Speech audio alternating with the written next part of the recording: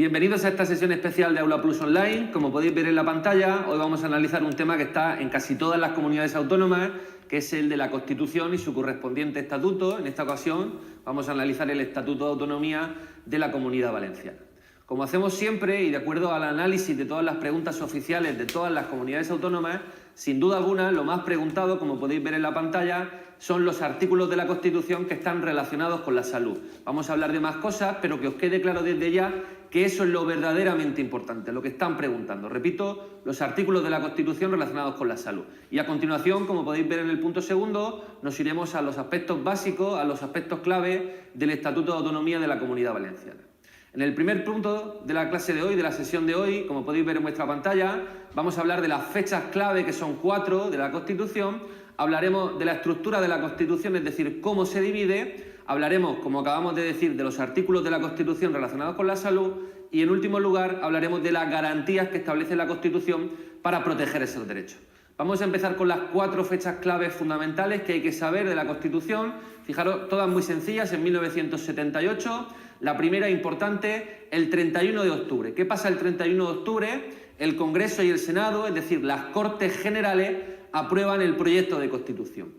31 de octubre, Cortes Generales aprueban el proyecto de Constitución. Siguiente fecha, ya todas en diciembre, el 6 de diciembre, el pueblo español ratifica por referéndum la Constitución española con una amplia mayoría. Importante el verbo ratificar, no vota el pueblo español, ratifica. Siguiente fecha, 27 de diciembre, el rey Juan Carlos I sanciona, que significa firma, y promulga, que significa manda publicar la Constitución. Repito, 27 de diciembre el rey sanciona y promulga la Constitución. Y en último lugar, última fecha, el 29 de diciembre de ese mismo año, repito, 1978. ¿Qué pasa el 29 de diciembre? Se publica en el Boletín Oficial del Estado y ese mismo día entra en vigor. No entra en vigor al día siguiente, entra en vigor ese mismo día. Pasamos a hablar de la estructura de la Constitución. En primer lugar vamos a hablar de la estructura formal, es decir, cómo se divide la Constitución, ¿verdad? Igual que un libro se divide en capítulos, la Constitución, ¿en qué se divide? En títulos. ¿Cuántos títulos tiene la Constitución? 10 títulos más el preliminar.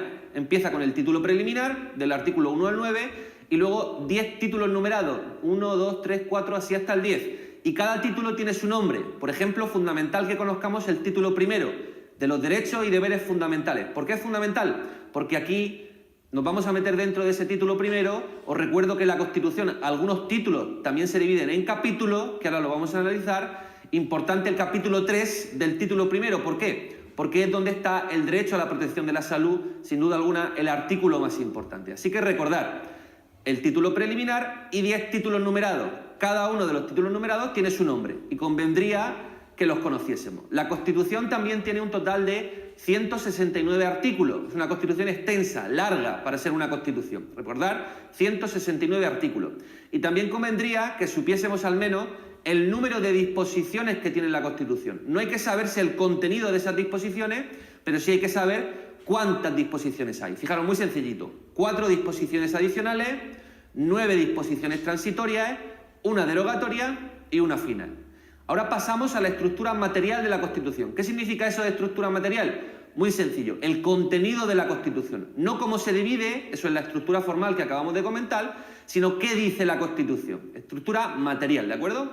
Y muy sencillito, la estructura material tiene 2 partes. La parte dogmática, que sería la primera, y la parte orgánica, que es la segunda. La parte dogmática, que incluye, muy sencillo, el título preliminar y el título primero, que os recuerdo que se llama de los derechos y deberes fundamentales. Y la parte orgánica, que también se puede llamar parte pragmática, del título segundo al final, al 10º. Muy sencillo, hacemos una recopilación de esta estructura formal y material. Recordar, 169 artículos tiene la Constitución, 11 títulos, el preliminar y 10 numerados, el más importante sin duda alguna, el primero, de los derechos y deberes fundamentales. Y en cuanto a la estructura material de la Constitución, parte dogmática, título preliminar y título primero, y la parte orgánica del 2 al 10. Analizamos esta pregunta de Castilla y León del año 2016. Fijaros, nos dice, señale la respuesta correcta respecto a la Constitución española. Y viendo la respuesta nos está preguntando por el número de disposiciones.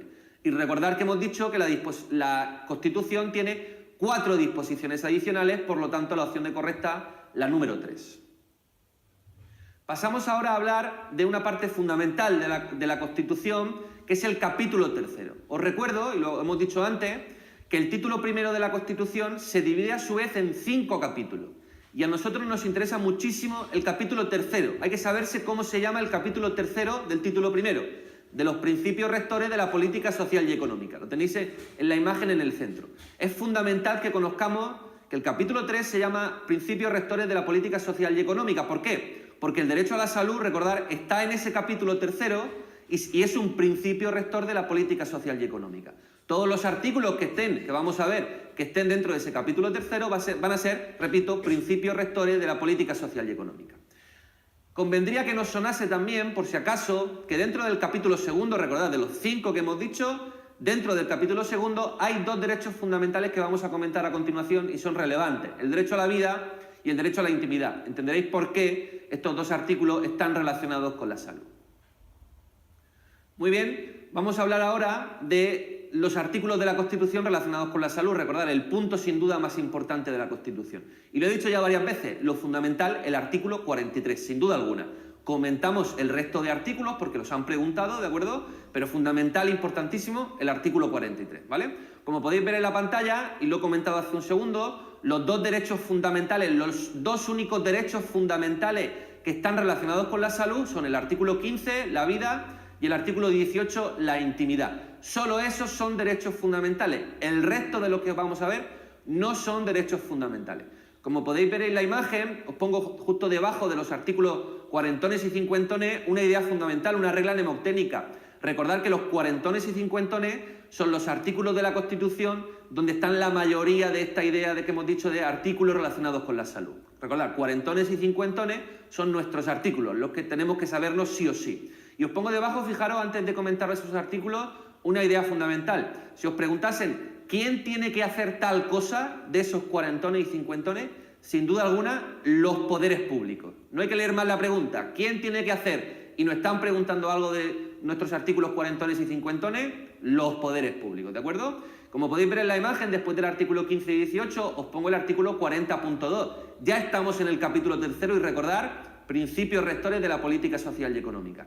El artículo 40.2 dice que los poderes públicos tienen que velar por la seguridad e higiene en el trabajo. Importante el concepto de seguridad e higiene en el trabajo. El siguiente artículo, que es el 41, es el de la seguridad social. Recordar, hay que procurar que haya un régimen público de seguridad social. El artículo 43, fundamental, que es de la salud. En la siguiente imagen nos vamos a detener en él, pero recordar, fundamental conocerlo. El artículo 49, que es el de los disminuidos físicos, psíquicos y sensoriales, recordar, artículo 49. Y finalmente, fijaros, pegamos un salto muy grande y nos vamos al título 8º, que se llama Organización Territorial del Estado. Y ahí hay 2 artículos que nos interesan mucho, el 148 y el 149. 148 habla de las competencias de las comunidades autónomas. Y hay que memorizar que las comunidades autónomas tienen competencia en sanidad e higiene. Repito, sanidad e higiene, competencia de las comunidades autónomas. Y en el 149 están las competencias, pero exclusivas del Estado. Recordad, 148 comunidades autónomas, 149 el Estado. Y hay que saber que, en concreto, en su número 16 tenemos la sanidad exterior, las bases y coordinación general de la sanidad y la legislación sobre productos farmacéuticos. Repito porque es fundamental. Sanidad exterior, bases y coordinación general de la sanidad y legislación sobre productos farmacéuticos son, repito, las competencias exclusivas del Estado. Como hemos dicho, vamos a analizar, sin duda alguna, el artículo más importante de la Constitución. Lo tenéis en la pantalla, el artículo 43. Y fijaros, fundamental, nos dice que se reconoce el derecho a la protección de la salud. Y recordad lo que hemos dicho, si nos preguntan quién tiene que realizar medidas preventivas, prestaciones, me da igual la pregunta, los poderes públicos, recordad. ¿Y cómo, a través de qué los poderes públicos, digamos, van a proteger, van a reconocer, mejor dicho, el derecho a la protección de la salud? A través de 3 medidas, fundamental. Medidas preventivas, prestaciones y servicios necesarios. Medidas preventivas, prestaciones y servicios necesarios. ¿Y qué tienen que fomentar los poderes públicos relacionados con la educación y la salud? Muy sencillito. Educación sanitaria, física, el deporte y la adecuada utilización del ocio. Y como podéis ver en la parte inferior de la imagen, va a ser la ley, y ese concepto de ley es importante, no una ley orgánica, no un decreto, no un reglamento, una ley va a establecer los derechos y deberes de todos al respecto. ¿Qué ley? Pues sin duda alguna famosísima, la Ley 1486, la Ley General de Sanidad. Recordar que este artículo 43 es fundamental, tanto saber dónde está, recordar en el capítulo 3 del título 1 de la Constitución. Y recordar cómo se llamaba el capítulo 3, principios rectores de la política social y económica. Analizamos unas cuantas preguntas oficiales. Esta del Servicio Andaluz de Salud de 2018 nos pregunta: la Constitución española de 1978 reconoce expresamente el derecho a la protección de la salud, constituyendo, y fijaros, nos dice un valor declarativo programático, derecho fundamental, derecho constitucional. No es un derecho constitucional, recordar, es un principio rector de la política social y económica, la opción de respuesta número 4, la D.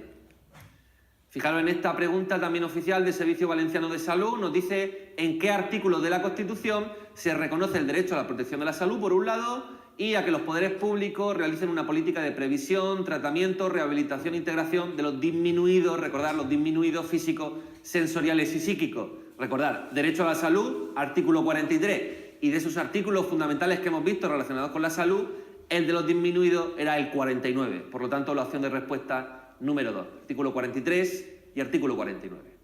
Esta pregunta de ese mismo año del Servicio Valenciano de Salud nos pregunta por el artículo 43 de la Constitución, reconoce el derecho a la protección de la salud y establece en el mismo, y la opción de respuesta correcta, la número 2, que compete a los poderes públicos organizar y tutelar la salud pública, recordar lo que hemos dicho, a través de medidas preventivas, prestaciones y servicios necesarios, y recordar, iba a ser la ley a secas, en concreto la Ley General de Sanidad, la que iba a establecer los derechos y deberes de todos al respecto.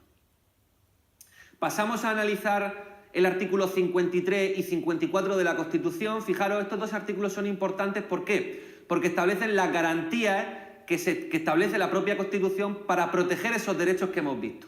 De nada serviría, ¿verdad?, que la Constitución nos dijese derechos y deberes si luego no nos dice cómo protegerlos. Pues fijaros, fundamental el primer artículo, el 53. Y vamos a analizar sobre todo el punto tercero del artículo 53. ¿Por qué? Porque si os fijáis, el ámbito de aplicación de ese artículo 53.3 se refiere a nuestros artículos, a nuestros cuarentones y cincuentones, a los principios rectores de la política social y económica.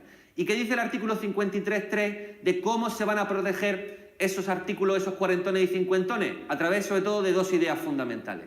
En primer lugar, nos dice que a los poderes públicos, los jueces y tribunales, habrán de informarse de lo que dicen esos artículos. Informarse quiere decir que se los lean, que los tengan en cuenta, pero no están vinculados por lo que dicen. No los pueden contradecir abiertamente, ¿verdad?, pero tampoco están vinculados. Importante el verbo informar. Se informarán de lo que dicen esos artículos. Y en segundo lugar, una idea importante también. Fijaros, hay que entender en primer lugar que todos los artículos de la Constitución tienen una ley que los desarrolla, ¿verdad? Todos. El 14, pues su ley de igualdad. El 18, la intimidad, la ley de intimidad. Pues igual con el artículo 43. Y os lo he dicho anteriormente, el artículo 43, la ley que lo desarrolla es sin duda alguna la Ley General de Sanidad. Pues muy bien, dice el artículo 53.3 de la Constitución que las leyes que desarrollen los artículos que están en los cuarentones y cincuentones pueden limitar nuestro derecho a ir a los tribunales a hacer valer ese derecho. Fijaros que es algo que al principio choca, pero es fundamental. Repito, los cuarentones y cincuentones, y sin duda alguna nuestro artículo 43, la Ley General de Sanidad puede impedirte que vayas a los tribunales para hacer valer algo que dice el artículo 43. Sin embargo, con los derechos fundamentales eso no es así. Nunca una ley que regule el derecho a la vida, ¿verdad?, podría limitar tu derecho a ir a los tribunales a hacer valer tu derecho a la vida. Os pongo en la parte inferior de la imagen ideas fundamentales acerca de estas garantías del derecho a la protección de la salud. Dos ideas fundamentales. Recordad que el derecho a la protección de la salud no es un derecho fundamental, que eso os quede claro, no lo es. El 15 la vida y el 18 la intimidad sí, la salud no. Y tampoco permite presentar ni recurso de amparo ni recurso de inconstitucionalidad. Os recuerdo que estos dos recursos son recursos que presentamos ante el Tribunal Constitucional, que es el tribunal a nivel nacional garante de la Constitución. Pues muy bien, el derecho a la protección de la salud ni permite presentar recurso de amparo ni permite presentar recurso de inconstitucionalidad. Y otra forma que tiene la Constitución de garantizar los derechos que estamos comentando es a través de la figura del defensor del pueblo, que seguro que os suena. Y fijaros un truquito, una regla mnemotécnica que siempre introducimos para haceros más fácil el estudio de esta asignatura. Os voy a presentar a Amparo, que es la que tenéis en la imagen. Fijaros, Amparo es la defensora del pueblo y tiene 54 años. ¿Por qué tiene 54 años? Porque está en el artículo 54. ¿Por qué el 5 del 54? Porque su mandato es de 5 años, cuidado con eso. ¿Y por qué el 4 del año 54, de los 54 años?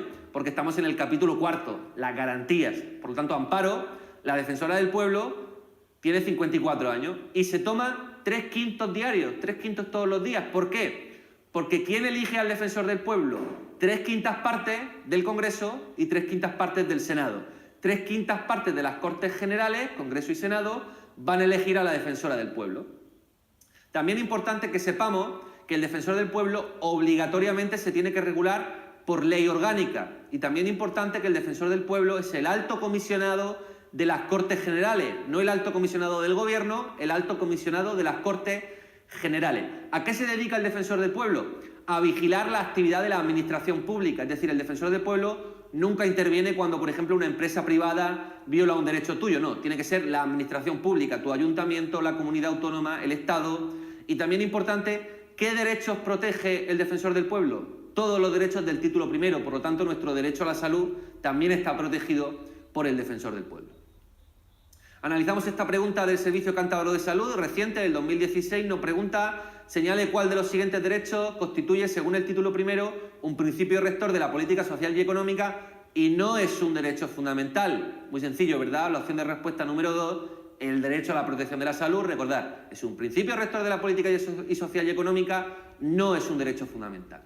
Esta pregunta del Servicio Valenciano de Salud nos dice: según establece la Constitución española, el derecho a la protección de la salud, y fijaros la opción de respuesta número 3, solo podrá ser alegado ante la jurisdicción ordinaria, ante los jueces, cuando las leyes que lo dispongan, que lo desarrollen, lo permitan. Recordad lo que hemos dicho, nuestros cuarentones y cincuentones, nuestro artículo 43, sus leyes de desarrollo, las leyes que desarrollan ese artículo, esos artículos, pueden impedir tu derecho a ir al juez a hacer valer ese derecho.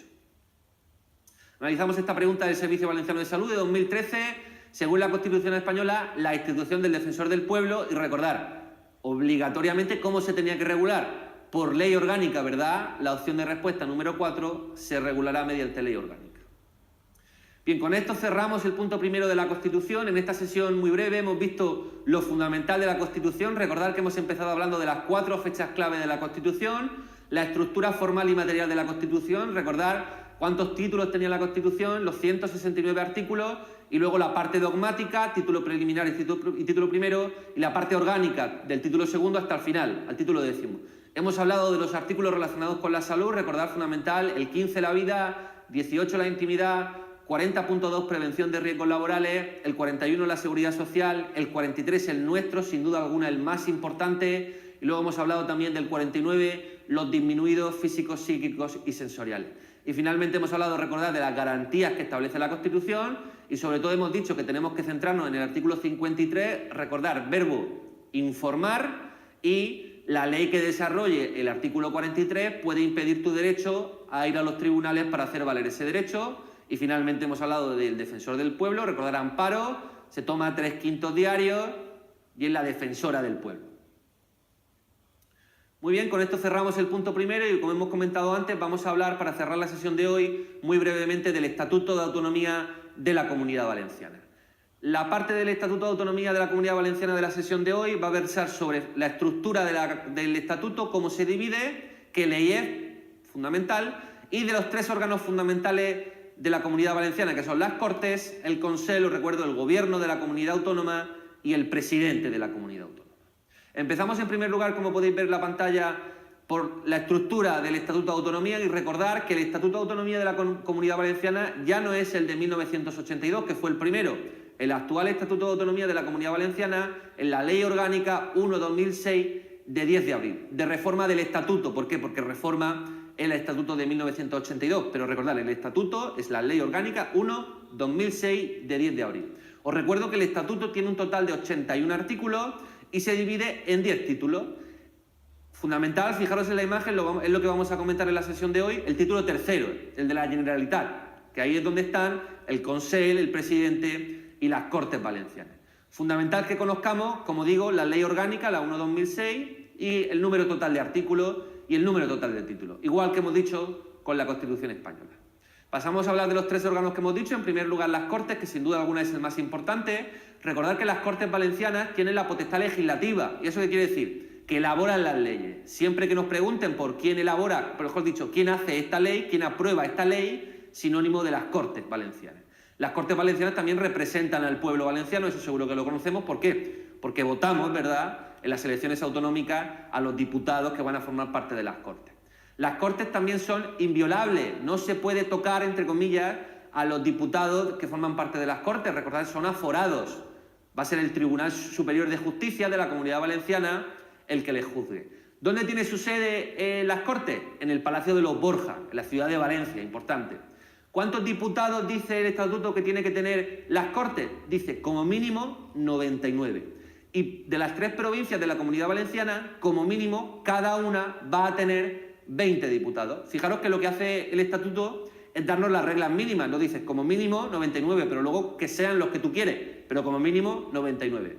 También convendría que nos sonasen las funciones esenciales de las Cortes. Fijaros, los pongo en pantalla. En primer lugar, las Cortes Valencianas aprueban la ley de presupuesto. Os lo he dicho antes, puesto que se llama ley de presupuesto, tienen que ser las Cortes las que la aprueben. También elige al presidente de la Generalitat y además el presidente tiene que ser diputado, si no, no puede ser presidente. También puede presentar recurso de inconstitucionalidad. Os recuerdo que lo hemos visto antes, el recurso de inconstitucionalidad se presentaba ante el Tribunal Constitucional. ¿Cuándo? Cuando una norma a nivel nacional o de una comunidad autónoma se entienda que puede ir contra la Constitución. Entonces, las Cortes Generales, mejor dicho, las Cortes de la Comunidad Valenciana, presentan este recurso de inconstitucionalidad ante el Tribunal Constitucional. Y por último lugar, cuidado con esto, las Cortes designan senadores. ¿Cuándo? En las elecciones autonómicas. En las elecciones autonómicas, parte del Senado que está en Madrid se renueva. Pues las Cortes Valencianas son las que designan a esos senadores de acuerdo a las elecciones autonómicas que se han producido. Pasamos a analizar al presidente de la Comunidad Valenciana y fijaros, primera idea fundamental, el verbo nombrar. Recordad, si os preguntan quién nombra a X persona, el 99% de las veces va a ser el rey. El rey nombra, entre ellos, al presidente de la Comunidad Valenciana. Pero no confundir el verbo nombrar con elegir. Lo único que hace el rey es firmar el documento de nombramiento de esa persona. Verbo nombrar, el rey.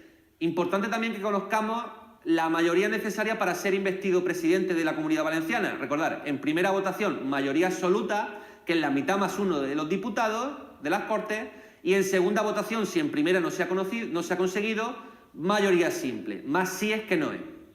También importante la representación de la Comunidad Valenciana. Recordad, el presidente de la Comunidad Valenciana, cuando sale fuera de la Comunidad Valenciana, tiene la más alta representación o la representación suprema, ¿de acuerdo? Y cuando el presidente de la Comunidad Valenciana viene desde el Estado a la Comunidad Valenciana, tiene la representación ordinaria. Recordad, del Estado hacia la Comunidad Valenciana, ordinaria. De la Comunidad Valenciana hacia afuera, la alta representación, o también se suele llamar la suprema representación. Y en último lugar vamos a hablar de un tema que ha estado muy de moda, que es la moción de censura y la cuestión de confianza. Es tanto a nivel nacional como a nivel Comunidad Valenciana lo mismo, así que si nos aprendemos una, nos sabemos las dos. Lo más importante de la moción de censura y la cuestión de confianza son las mayorías necesarias para ella. Recordad que la moción de censura, que es cuando los diputados de las Cortes proponen echar al presidente y al gobierno de la Comunidad Valenciana, requieren mayoría absoluta. La cuestión de confianza, que es cuando el presidente de la Comunidad Valenciana le pregunta a las Cortes si sigue contando con su confianza, va a requerir de mayoría simple para entender que puede seguir siendo presidente de la Comunidad Valenciana. Recordad, moción de censura, mayoría absoluta, cuestión de confianza, mayoría simple. Muy bien, vamos a analizar la última parte de la sesión de hoy, el Consell, recordar el Gobierno de la Comunidad Valenciana, lo que es el Consejo de Ministros a nivel nacional, en la Comunidad Valenciana el Consell. Y recordar que el Gobierno siempre tiene que poder de los tres del Estado, del Legislativo, el Ejecutivo y el Judicial. El poder ejecutivo, ejecuta las leyes. Y también nos ponemos en la imagen, fijaros que es un órgano colegiado. ¿Eso qué quiere decir? Que tiene 3 o más miembros. Todo órgano que tenga 3 o más miembros es un órgano colegiado. Fijaros, y seguro que lo sabéis, que el Consell, además de estar compuesto por el presidente, ¿verdad?, por su vicepresidente o vicepresidentes en su caso, también están los consellers, que serían como los ministros a nivel nacional. Cada conseller tiene su cartera la de sanidad universal, de fomento, etcétera.